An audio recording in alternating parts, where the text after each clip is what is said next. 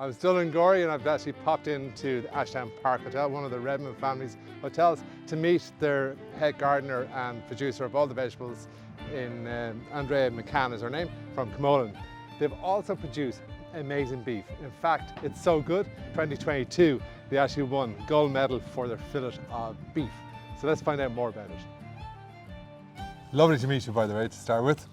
Absolute pleasure. This is amazing what you've actually produced here on the table. And this is all from your farm, which is 5 miles outside of Absolutely. town. Everything on here is from Redmond farm, either from the polytunnels, for example, the Spanish radishes. What's the Spanish radish? I can't tell you yet because I haven't tasted it, but I have a knife. Have you got a knife? I have a knife, yeah. And do you work with the chefs down in the hotels and trying to produce stuff that they're looking for at the restaurant? Or yeah, absolutely. And we try to produce maybe the more unusual stuff, like the Romanesco, which is a cross between the broccoli and cauliflower. You don't have to cook it at all. You can eat it raw if you want it. Absolutely delicious. Really easy to grow. The only problem we have with the Romanesco is it's prone to bolting. If there's any change in temperature at all, it'll take off. Try a bit of that. Thank you very much. You know, that would be great in like a wardrobe salad or something like that. So it's kind of tastes a bit like a celeriac. I was thinking Pimm's. Well, Pimm's, Yeah. You're thinking alcohol, I'm thinking food. Cauliflower this year has done exceptionally well. Cauliflower is amazing this year because it's had lots of rain. It got off to such a difficult start with that cold wind. I didn't think we'd have cauliflower, but the last couple of weeks of rain and wind has been amazing. You're dying to show me your squashes. I'm so proud. I'm still on my cauliflower. I am so proud of my courgettes. It's been the hardest year to grow courgettes because we just didn't have pollinators, so we ended up, I grew a lot of flowers in the tunnels this year. To bring the pollinators in, to bring in those beneficial insects who eat the aphids off our salads and all that kind of thing. And I took to going around and pollinating the courgettes myself with my little finger, and it worked brilliantly.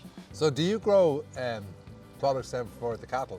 Oh yeah. Okay, so I'm hanging on tightly to my fodder beet here. This is a terrific crop. It will quadruple in size. The root will bulk up another 4 times, I'd say, in the month of September. The tops can be eaten by sheep or by cattle. The tops are sliced off, left in the field, and the beet is picked up by the harvester, chucked in a trailer, and brought back to the yard. You can see. And then what do you do with the beet? Is that like done into pulp? When we bring this back to the yard, it'll be chopped. Yeah.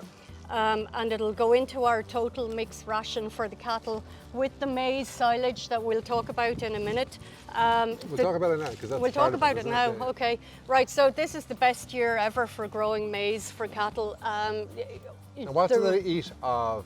The entire crop from here, really, right to the tassels at the tip. So you know the way at the moment you see around, like we're harvesting so much silage. Yes. But that's obviously for the cattle as well. Yes. Yeah. So where does this come in, and where does the silage come in? This is chopped up, shredded into tiny pieces by the harvester, and it goes into the pit.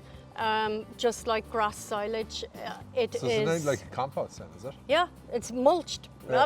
Every bit of it is used. There is no waste with this crop. The root system does a terrific job on the soil as well.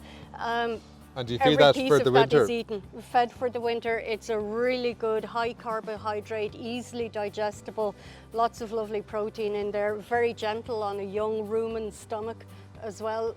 It's a terrific crop. It makes the best use of rain and sunlight of any crop. So like what's really interesting here is that the carbon footprint for you and the hotels and the businesses here for the Redmond family is very low. Minuscule. On the farm above, we grow the wheat, the barley, the oats, the maize, the fodder beet, and a vast amount of grass for the cattle.